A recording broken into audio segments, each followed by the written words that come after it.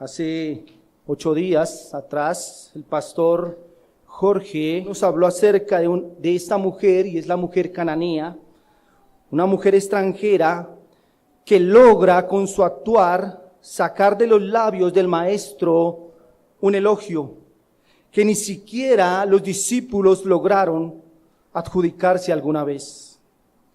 Parece que el Señor Jesús se admira de 2 cosas: la incredulidad de algunas personas y la fe de otras personas.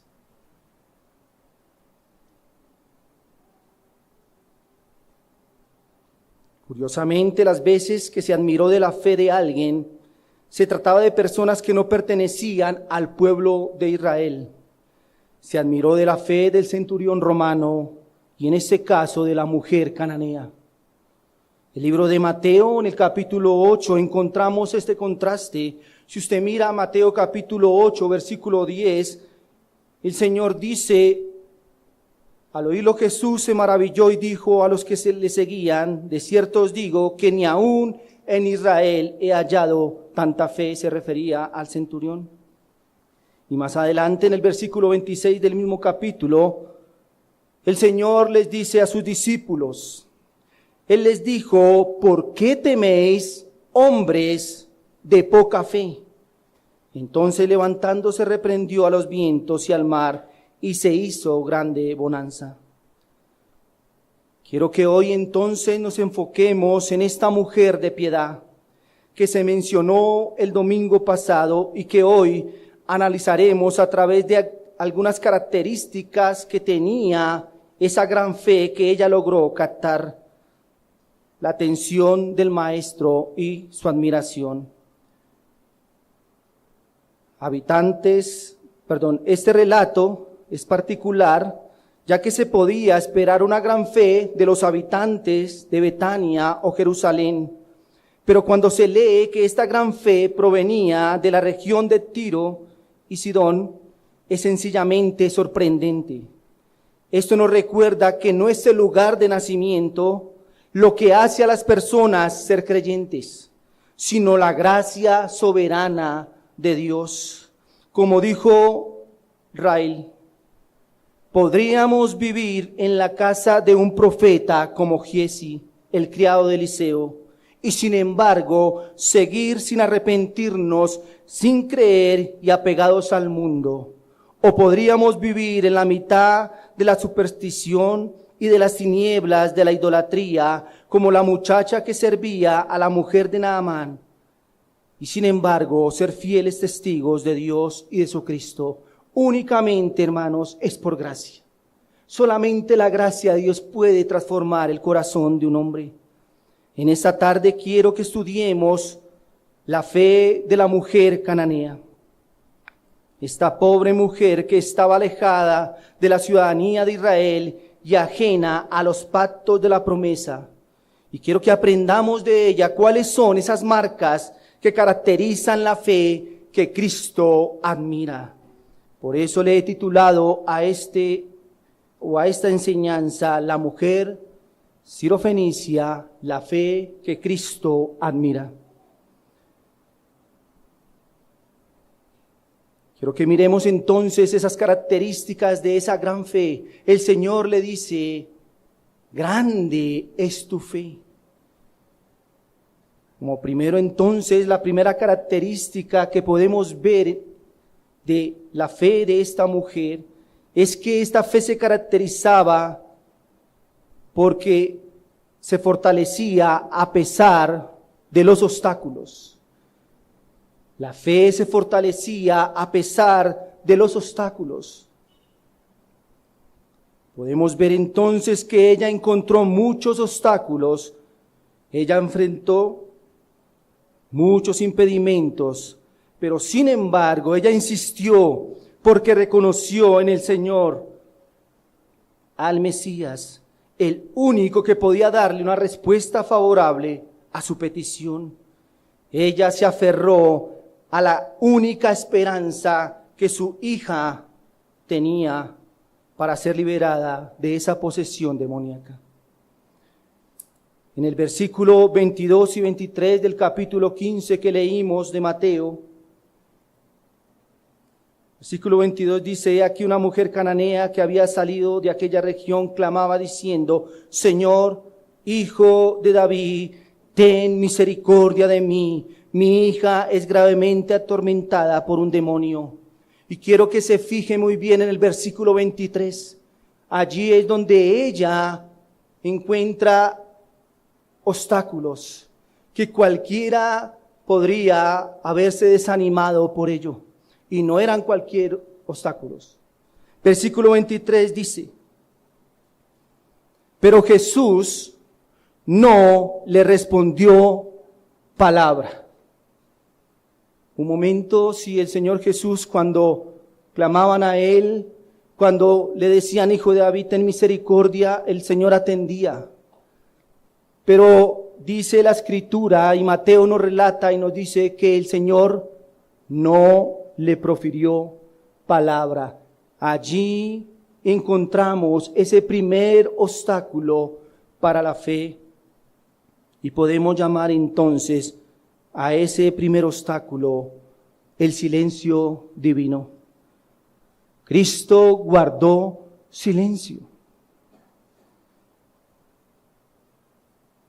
Como les dije, no eran pequeños estos obstáculos. No fue una mirada orgullosa, no fue el mal clima lo que ella encontró. Fue que Cristo no le respondió a su petición. Lo que se interpuso entre la búsqueda de esta mujer y el Señor fueron dificultades más poderosas. Los obstáculos que ella enfrentó, nosotros los podríamos juzgarlos como insuperables. Tal vez nos desanimaría en nuestro corazón. Pero vemos que el primer impedimento fue que Cristo guardó silencio. La mujer viene dolorida, la mujer viene con una gran necesidad y le dice: Hijo de David, ten misericordia de mí, ten misericordia de mi hija. Y Cristo no le responde absolutamente nada.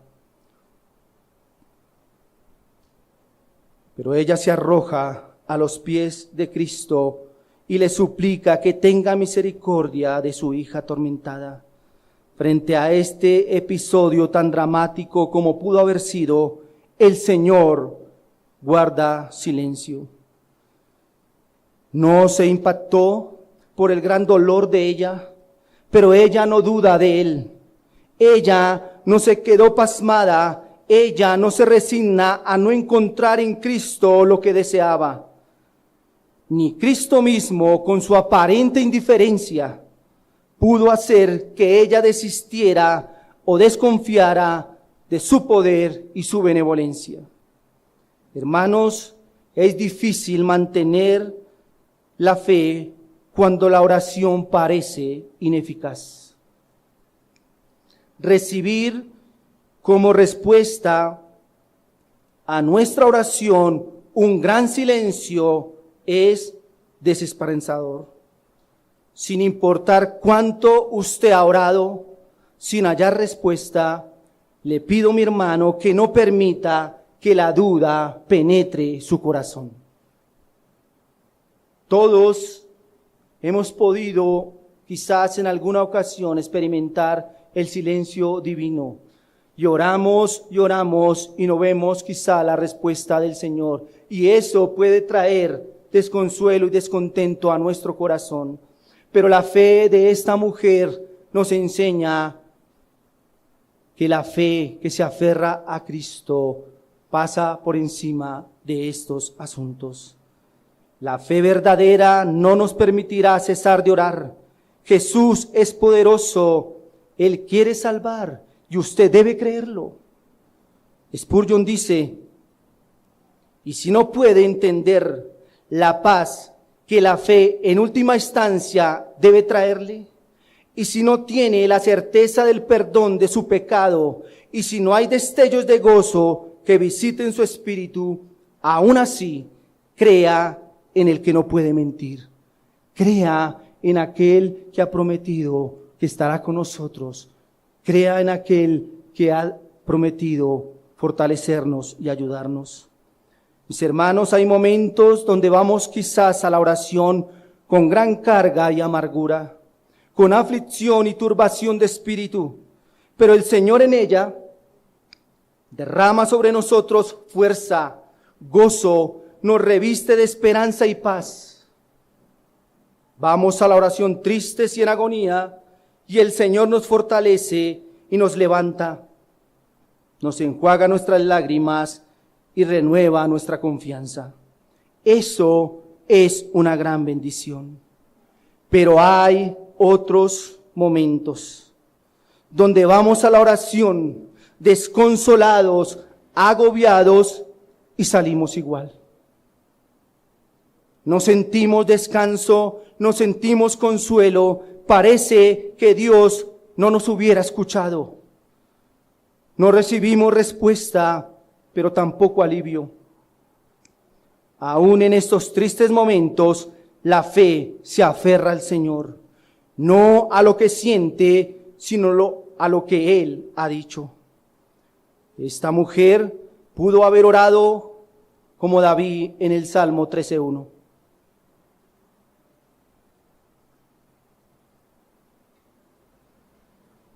¿Hasta cuándo, oh Señor, me olvidarás para siempre? ¿Hasta cuándo esconderás tu rostro de mí? Ella pudo haber sentido en ese momento ese silencio de Dios y le hubiera dicho, ¿por qué? ¿Hasta cuándo? Pero la fe de esta mujer no desfalleció. Ella no reclama por no ser oída, no se pone en lugar de víctima del descuido y olvido de Dios. Ay, David, qué necias son las palabras que has pronunciado, pues es imposible que Dios olvide a sus hijos amados. Si les dio a su amado Hijo, ¿cómo no les dará también todas las cosas? Preguntamos en esta tarde, ¿acaso puede olvidar Dios? En realidad creemos que Dios se puede olvidar de lo que dio a luz, de los que hizo nacer para su gloria. La respuesta es no. Él no olvida a su pueblo, aquel pueblo de su pacto. Así que desechemos pues estos pensamientos y traigamos a la memoria las palabras del profeta Isaías en el capítulo 49, versículo 14 y 16, que nos dicen: pero Sión dijo, me dejó Jehová y el Señor se olvidó de mí.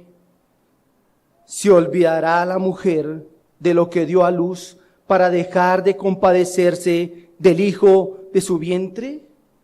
Podríamos decir, una mamá que ha experimentado el dolor por tener un hijo, ¿se puede olvidar de él? Bueno, pues en esta época y en esta perversidad del hombre, sí. Pero lo normal y lo natural es que no. Es que la mujer nunca se olvida de eso. Pero el Señor dice, aunque olvide ella, yo nunca me olvidaré de ti. Y aquí, en las palmas de las manos, te tengo esculpida, delante de mí están siempre tus muros. El Señor no olvida. Aparentemente, eso es lo que sentimos cuando vamos a la oración, cuando hay ese silencio divino, cuando vamos y le pedimos al Señor respuesta y pasa el tiempo y no vemos esa respuesta. Nunca dudemos de Él. Él no nos olvida.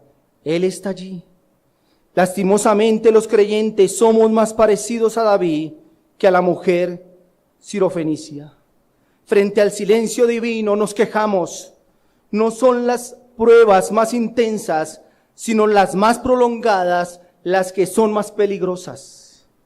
Pues es donde el alma tiende a desfallecer y abunda en quejas y amargura. Quiero que recordemos a Job. cuando él recibió una tras otra de sus pruebas, cada mensajero que venía a decirle las buenas, no, las malas noticias, él tuvo unas grandes declaraciones de fe. Fueron pruebas duras. Y él expresa, aunque él me matare, en él esperaré. Él expresa, Jehová dio y Jehová quitó, sea el nombre de Jehová bendito. Él expresa, hemos de recibir de Jehová lo bueno y no lo malo. ¿Lo notan? En los momentos de pruebas duras, él puede expresar y decir, bueno, si el Señor quiso así, pues que el nombre de Dios sea glorificado. Pero quiero que mire frente al silencio divino. Veíamos esta mañana que pasaron 38 capítulos para que Dios hablara con Job. Así que él experimentó ese silencio divino. Él experimentó en medio de sus pruebas ese silencio. Y frente al silencio divino y la prolongación de las pruebas, Job 23, 1 al 5 dice, respondió Job y dijo, hoy también hablaré con amargura, porque es más grave mi llaga que mi gemido. ¿Quién me diera el saber dónde hallar a Dios? Yo iría hasta su silla. Expondría mi causa delante de él y llenaría mi boca de argumentos. Yo sabría lo que él me respondiese y entendería lo que me dijera. Job experimentó el silencio divino. Las pruebas más grandes lo llevaron a decir, sea el nombre de Dios glorificado. Pero ese silencio divino lo llevó a decir, ¿dónde está Dios? Alguien que me diga para que yo vaya hasta allá. Hermanos, eso nos puede pasar a nosotros. Pero note que la mujer pasó por encima de ello. El Señor no le dijo ninguna palabra. Era una petición que ella hizo con una alma amargada, con una alma necesitada, y el Señor no le dice absolutamente nada. Ella hubiera dicho, bueno, mejor me voy de aquí. Yo no molesto más al Señor. Pero vemos que ella pasó por encima de ello. Pero hay otro impedimento que ella tuvo, hermanos. Otro obstáculo que vino a ella. Y es, entonces, acercándose sus discípulos, le rogaron diciendo, despídela, pues da voces tras nosotros. Los discípulos, los que habían caminado con Cristo, los que habían visto al Señor tener misericordia, le dice, despídela, porque nos está incomodando. Hermanos, había una mujer necesitada, gravemente afligida por su providencia, y los discípulos le ruegan al Señor que la despida. Quizás hubiéramos esperado que los discípulos rogaran a favor de esta mujer, que su corazón entenebrecido se hubiese unido a la voz quejumbrosa y necesitada de la mujer, y le hubieran rogado al Señor, escúchala. Señor, tú eres poderoso y benevolente, y puedes darle a esta mujer lo que pide. Pero el ruego que ellos hacen, sí es un ruego, pero es tan desafortunado. Le ruegan, Señor, atiéndela, dale el favor que pide, porque nos es molesta. El Señor, por tanto, responde, no soy enviado sino a las ovejas de mi Padre. Quiero que entendamos lo que sucede aquí. La mujer clama con insistencia. El Señor no la oye. Aparentemente, por supuesto, él tenía sus planes. Es tan insistente que ha causado molestia a sus discípulos, los cuales le ruegan al Señor que la atienda, pues parece que no va a parar de molestar. Entonces Jesús les dice a los discípulos que Él no puede ayudarla, ya que primero ha sido enviado a las ovejas perdidas de la casa de Israel. Mis hermanos, los discípulos no eran como su maestro en ese momento. Su corazón, aunque era regenerado, no se parecía al de su Señor. La mujer no corría hacia ellos, ni les pide a ellos el favor. Ella le ruega al maestro de ellos. Hermanos, más veces de las que quisiéramos reconocer, podemos ser tropiezo hacia nuestros hermanos o hacia aquellas personas que con sinceridad quieren acercarse al Señor. La indiferencia, nuestras debilidades, nuestro mal testimonio, todas estas cosas pueden ser estorbo para otros en su camino hacia el Salvador.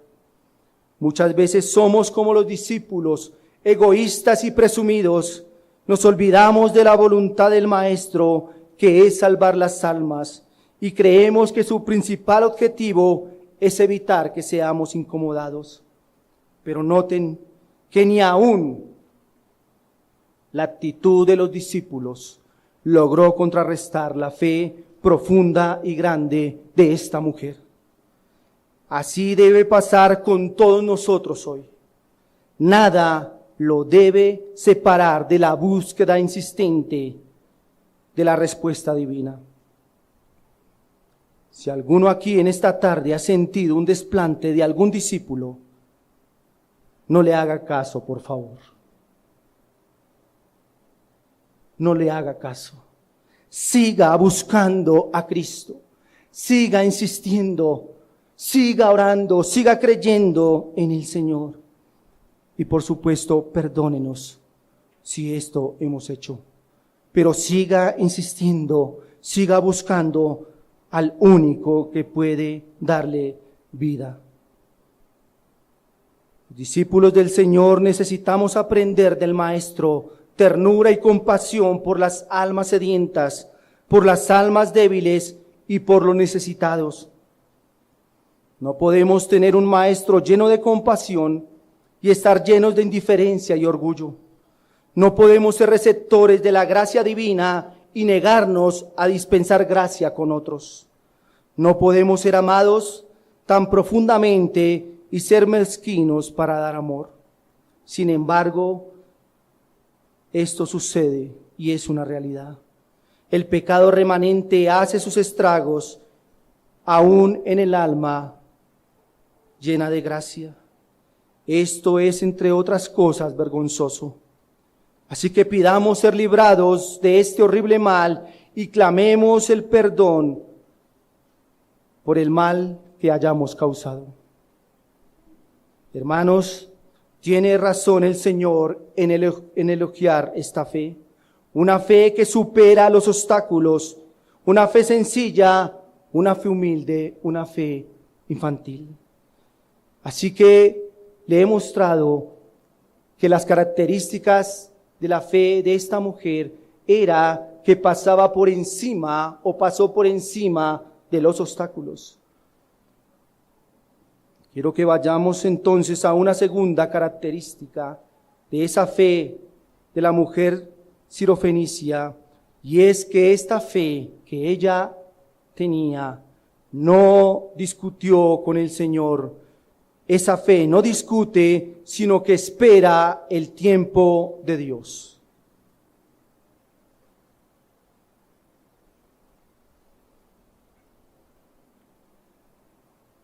La fe adora, la fe ruega y la fe ora.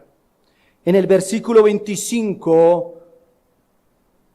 vemos cuál fue la actitud de esta mujer. Dice el versículo 25, entonces ella vino y se postró ante el Señor diciendo, Señor, socórreme. La mujer continúa en humildad y dependencia, rogando al Señor para ser vista en misericordia. Sin embargo, el Señor pone un argumento que parece ir en su contra. Versículo 26. Respondiendo él dijo: no está bien tomar el pan de los hijos y echarlo a los perrillos. ¿Qué tal este trato del Señor? No es bueno tomar el pan de los hijos y echárselo a los perrillos. Que él estaba diciendo: tú eres un perrillo. Pero hermanos, la fe nunca discrepa con Dios y con sus disposiciones. La que pelea con lo que Dios dispone es la incredulidad.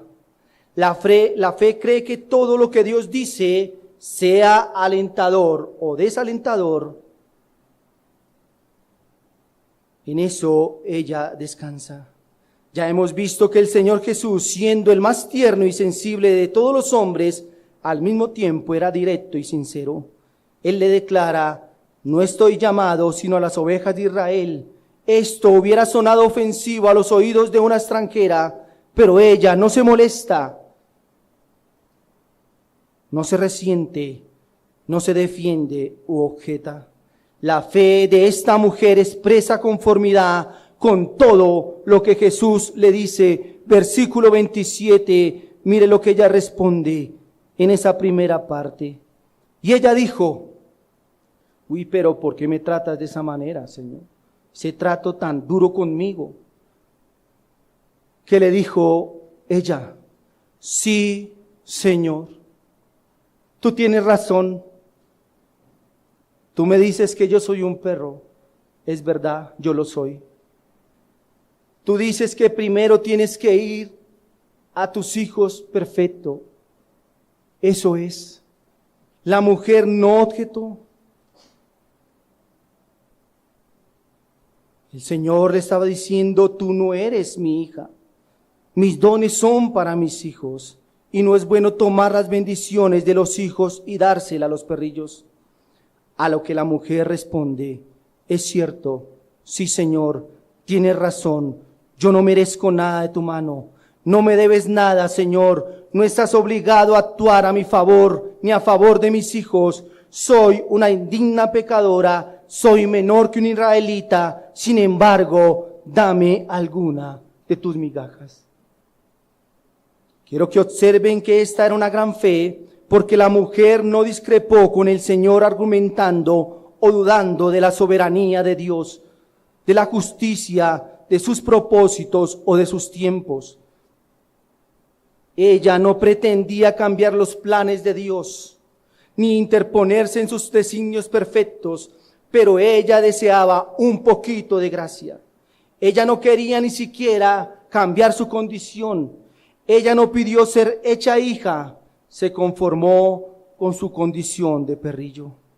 El Señor está diciendo algo como: esto, mujer, este momento no es el tuyo. Déjame tratar primero con mi propio pueblo, que estos se llenen, y luego será el momento de los gentiles. Pero ella no discute con el Señor por esto. Ella no contradice a Cristo. Ella no alega ser mejor que un israelita, ni estaba declarando que tenía el mismo derecho que el pueblo elegido. Ella acepta estas disposiciones, pero persiste con humildad.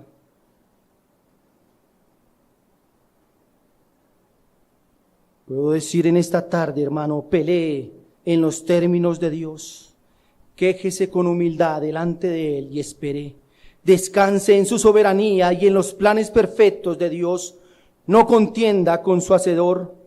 Así parezca que las provisiones de Dios son adversas, confíe, Él no miente. Crea en las declaraciones de Dios, así parezcan buenas o terribles.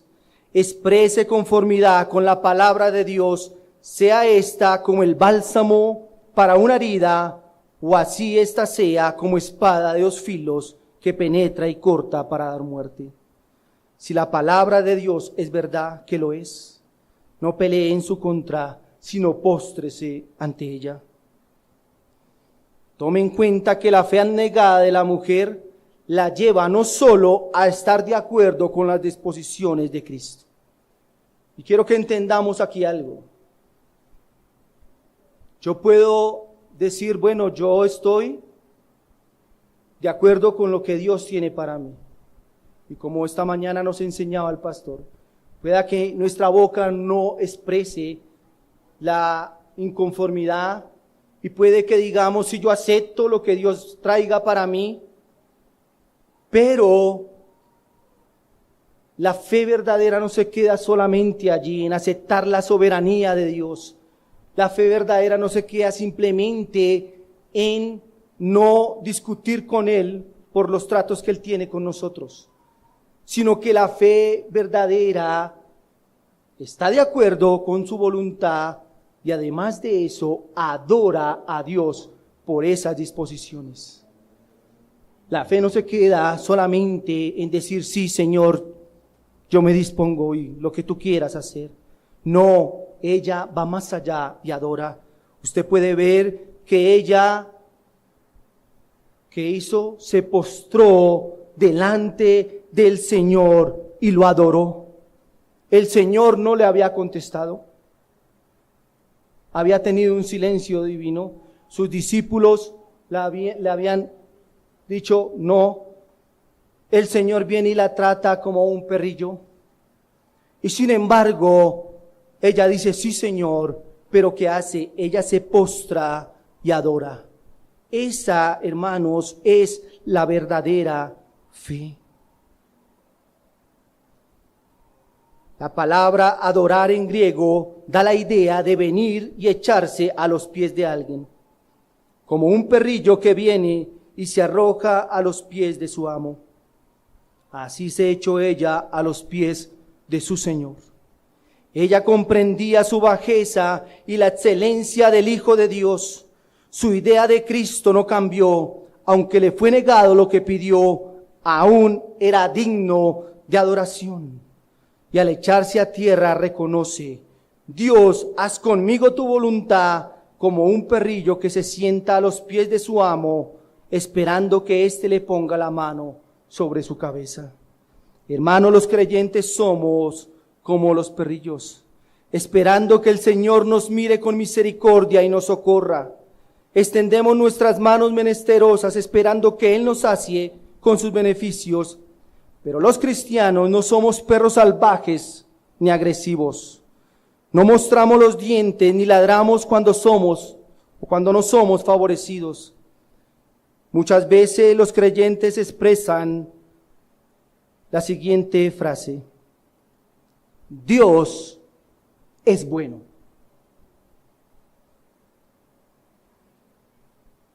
En medio de la abundancia, en medio de la salud, en medio de la felicidad familiar, y allí pueden adorar a Dios.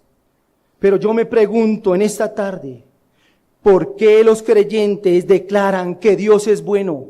¿Por qué lo hacen? ¿Lo hacen porque están recibiendo algo que consideran bueno o porque reconocen que Dios en esencia es bueno? ¿Porque les concede algo bueno o porque se las niega? El salmista dice, Dios es bueno y bienhechor. Cuando nosotros recibimos de Dios, Dios está siendo bienhechor con cada uno de nosotros. Pero Dios es bueno porque Él es bueno, es su esencia. A Él no lo hace bueno porque nos da. Él es bueno. Así que cuando los creyentes decimos, Dios es bueno, espero que estemos pensando en que Dios es bueno porque lo es, así no nos dé. Si nosotros podemos entender eso, independientemente si tenemos respuesta o no, seguimos adorando a Dios. Y eso fue lo que hizo esta mujer. Siguió adorando a Dios, aceptó la soberanía de Dios, pero no se quedó allí, sino siguió adorando, se postró a los pies del Señor. Mis hermanos, esta mujer honró a Dios grandemente porque reconoció, Señor, soy solo un perro, pero déjame tomar las migajas. Puede ser que alguno de ustedes esta tarde no tenga una gran mesa llena de manjares como otros, pero Dios nos da o les da esas migajas, y si allí usted se somete a Dios y puede bendecirle por ello, esta es una gran fe que adora a Dios. Independientemente si Dios nos da o no nos da, Dios merece ser adorado. La fe no se conforma con aceptar la voluntad de Dios, sino que abre los labios en adoración. Los problemas, las dificultades, las enfermedades, nada puede cerrar la boca a la verdadera fe. Esta mujer continúa cantando lo que el salmista cantó en el Salmo 16:2. Tú eres mi Señor, no hay para mí bien fuera de ti.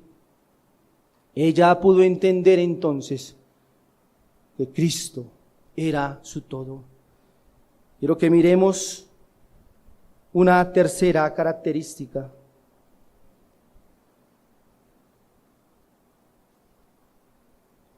Y es que la fe, aunque no discute, la fe sí argumenta con humildad. La fe no discute con Dios. La fe no pelea con Dios, pero la fe argumenta delante de Dios con humildad. La mujer, después de adorar, presenta ante el Señor con humildad un argumento. Versículo 27. Ella dijo, sí, Señor, pero, allí está el argumento, pero aún los perrillos comen de las migajas que caen de la mesa de sus amos. Este argumento acertado y estrictamente lógico era un argumento basado en las propias premisas del Señor. No hay mejor forma de argumentar que usar las mismas palabras del interlocutor y argumentar basándose en ellas. Ya vimos que ella no discrepa con las afirmaciones del Señor. Ella dice, sí, Señor, lo que tú has dicho es verdad. Sin embargo, ella sabía con quién estaba tratando. De seguro, esta mujer sabía que Dios atiende al humilde y que no desprecia a un corazón contrito y humillado. Su deseo no es desmentir al Señor o plantear nuevas promesas. Lo que hace es tomar las mismas palabras de Jesús y lo vence con ellas. Esta mujer hace una apelación a los atributos de Dios. Sabía que a quien se estaba dirigiendo era misericordioso y bondadoso. Esto mismo hizo Moisés cuando Dios le comunica su intención de destruir al pueblo por su rebeldía. Él apela delante de Dios. Pero ¿a qué apela Moisés? Números capítulo 14, versículo 13 al 19. Números 14, 13 y 19 dice: Pero Moisés respondió a Jehová: Lo oirán luego los egipcios, porque de en medio de ellos sacaste a este pueblo con tu poder, y lo dirán a los habitantes de esta tierra, los cuales han oído que tú, oh Jehová, estabas en medio de este pueblo, que cara a cara aparecías tú, oh Jehová, y que tu nube estaba sobre ellos, y que de día ibas delante de ellos en columna de nube y de noche en columna de fuego, y que has hecho morir a este pueblo como a un solo hombre. Y las gentes que hubieren oído tu fama hablarán diciendo: por cuanto no pudo Jehová meter este pueblo en la tierra de la cual les había jurado, los mató en el desierto. Versículo 17. Ahora pues te ruego que sea magnificado el poder del Señor, como lo hablaste diciendo: Jehová, tardo para la ira y grande en misericordia, que perdona la iniquidad y la rebelión, aunque de ningún modo tendrá por inocente al culpable, que visita la maldad de los padres sobre los hijos hasta la tercera y cuarta generación. Perdona ahora la iniquidad de este pueblo, según la grandeza de tu misericordia. Note a qué está apelando Moisés. a la misericordia de Dios. No está peleando con Dios. No está diciendo, no, pero ¿cómo vas a destruir al pueblo? No, él comienza a argumentar por lo que es Dios, sus atributos. Señor, tú eres tardo para la ira. Señor, tú eres grande en misericordia. Por esta razón no destruyas este pueblo. Otro ejemplo que podemos ver es a Nehemías. Este profeta, después de la deportación a Babilonia y al enterarse que los repatriados en Jerusalén estaban en gran afrenta y los muros de la ciudad caídos, él hace duelo, llora, ayuna, intercede por los judíos y lo hace reconociendo que Dios es misericordioso y fiel. Nehemías 1:5-9. Y dije, te ruego, oh Jehová, Dios de los cielos, fuerte, grande y temible, que guarda el pacto y la misericordia a los que le aman y guardan sus mandamientos. Esté ahora atento tu oído y abierto tus ojos para oír la oración de tu siervo que hago ahora delante de ti día y noche por los hijos de Israel tus siervos, y confieso los pecados de los hijos de Israel que hemos cometido contra ti. Sí, yo y la casa de mi padre hemos pecado. En extremo nos hemos corrompido contra ti y no hemos guardado los mandamientos, estatutos y preceptos que diste a Moisés tu siervo.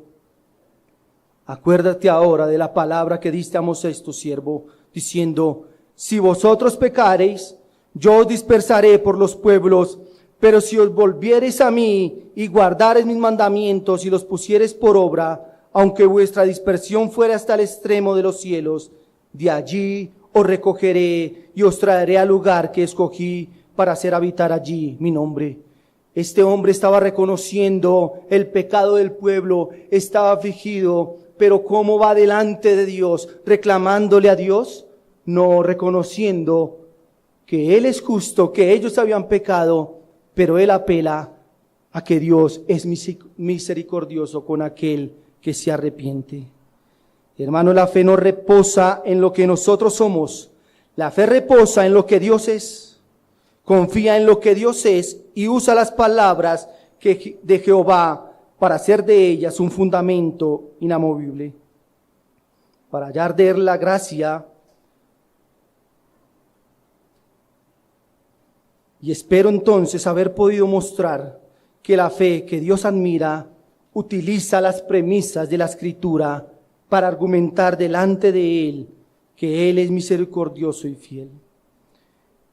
Entonces, mis hermanos, piense lo siguiente: Dios no se ha comprometido a salvar nuestra descendencia solo por el hecho de ser nuestros hijos.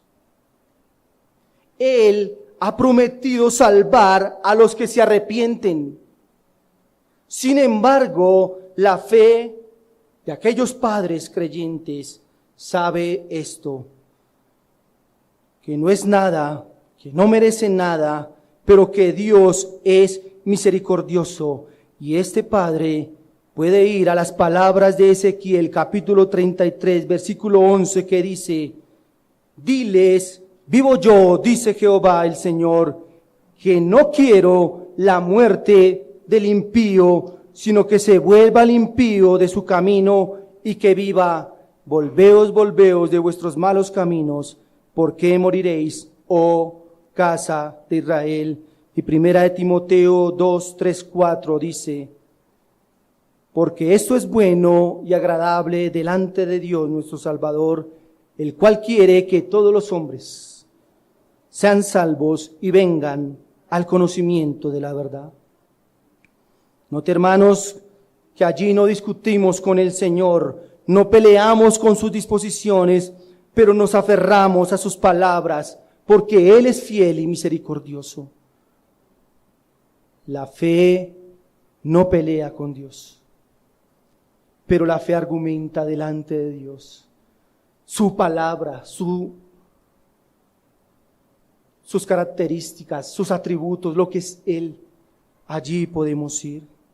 Ahora, volviendo a la mujer cananea, ella reconoce que es un perrillo, pero no era un perrillo cualquiera. No era un perro salvaje ni un perro callejero, era un perro debajo de la mesa de los hijos. Si hubiese sido un perro montés, alejada del pueblo de Dios, no hubiese escuchado de ese bendito Salvador. Pero como vivía en las fronteras, había sido alcanzada con el testimonio de Cristo. Ella era un perro, ¿verdad? Pero un perro de casa, cercano, que podía alimentarse de las sobras escasas, y esas sobras son las que ella pide. No pide una gran porción, no pide un lugar en la mesa, no pide ser tratada como hija. Ella está de acuerdo con ser tratada como lo que el Señor le expresó, un perrillo, y está conforme con alimentarse de las migajas, pues es mejor estar debajo de la mesa y alimentarse de migajas del Señor que estar sentado en un buen lugar saciándose de las algarrobas del mundo. Pero hay algo más que ella argumenta, y es que aún los perrillos comen de las migajas que caen de la mesa de sus dueños. Versículo 27. Y ella dijo, Señor, sí Señor, pero aún los perrillos comen de las migajas que caen de la mesa de sus amos. Observe esto con atención. La mujer cananea reconoce que no es hija y por tanto no tiene derecho a la ración de los hijos, pero declara lo siguiente: aunque no soy tu hijo, sí soy tu siervo. Tú eres mi dueño. Y aún los dueños alimentan a sus perrillos. Ellos dan por lo menos las escasas sobras. Es como si ella dijese, no soy tu hija, Señor, pero soy una criatura que tú formaste. Dame el favor de criatura. Es verdad que no hago parte del pueblo de tu pacto, pero hago parte de las obras que creaste. Bendíceme por esto. Esta súplica se parece mucho a la petición del hijo pródigo. Él pensó en decirle a su padre, hazme como uno de tus jornaleros. No merezco ser tratado como hijo. Perdí los privilegios de hijo, pero dame el trato de jornalero. Pues tú eres justo y este trato es mucho mejor que el trato que he recibido del mundo. Debemos decir, hermanos, que la fe nos da más de lo que pedimos o merecemos. Ella pidió un trato de criatura, pero recibió un trato de hija. Ella estaba reconociendo aquí que Cristo era su dueño. Ella era una criatura que dependía de Él. Y le estaba diciendo, Señor, si no soy tu hija, yo soy una criatura.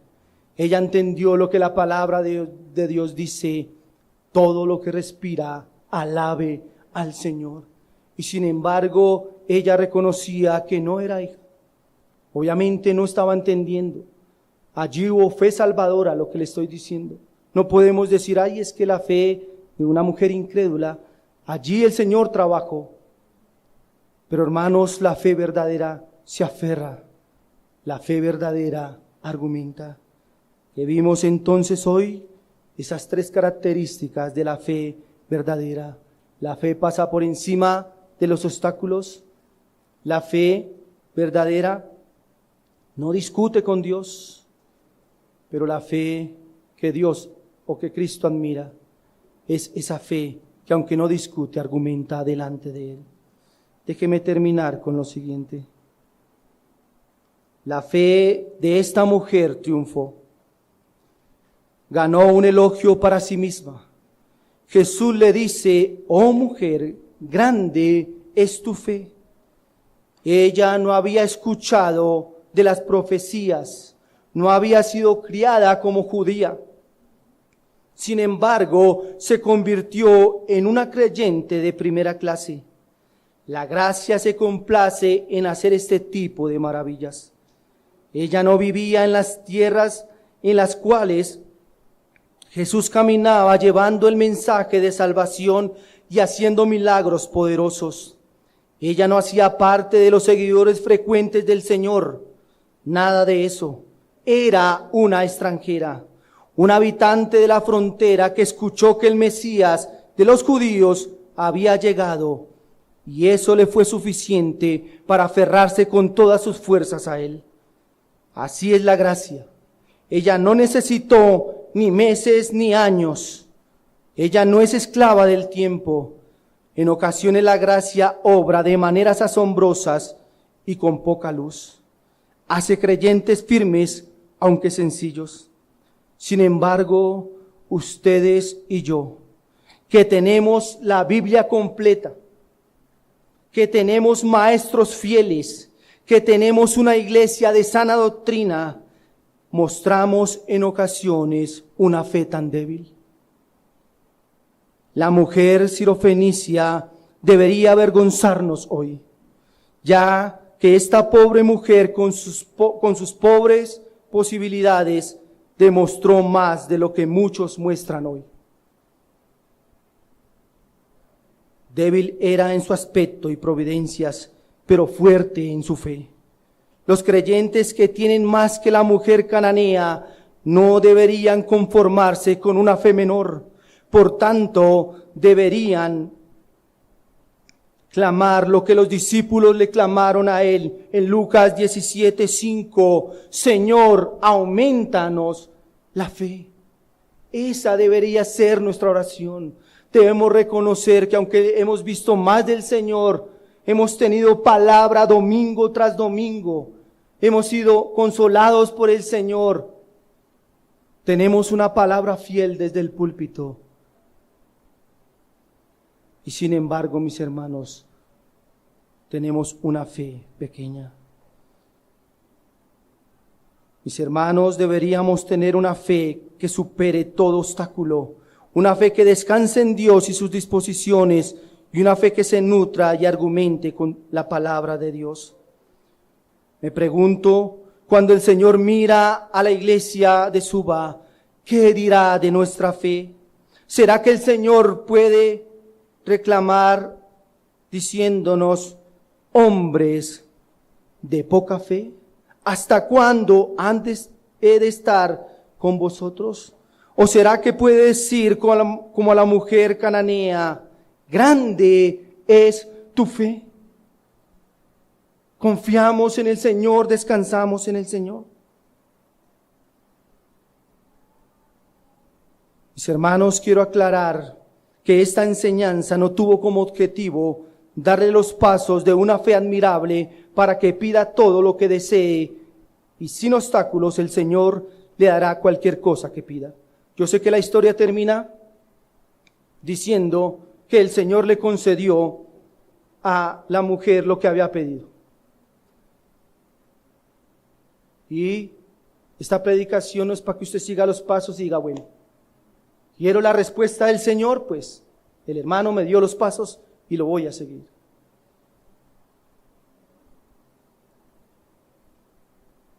Esta enseñanza debe ser mirada a través de toda la enseñanza de la Escritura. Y así sabremos, por ejemplo, que aunque el Señor en ocasiones no nos da todo lo que pedimos, nos da todo lo que necesitamos.